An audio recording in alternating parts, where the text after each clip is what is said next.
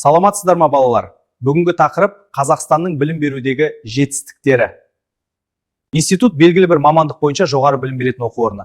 Лицей белгілі бір бағытқа бейімдеп оқытатын орта оқу орны. Ал университет бірнеше мамандық бағыты бойынша білім мен ғылымды дамытатын жоғары оқу орны.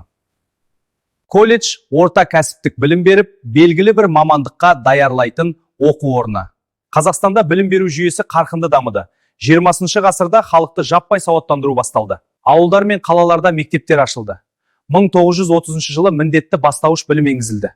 Қазақ тіліндегі алғашқы алгебра оқулығын Қаныш Сәтбаев, география оқулығын Әлихан Бөкейханов жазды.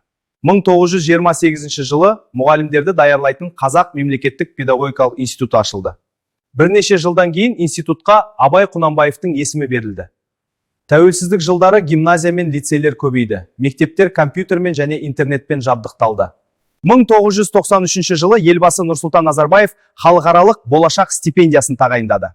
Соның нәтижесінде жас мамандар әлемдегі озық университеттерде білім алды. Бүгінгі білімді ұрпақ елдің жарқын болашағы.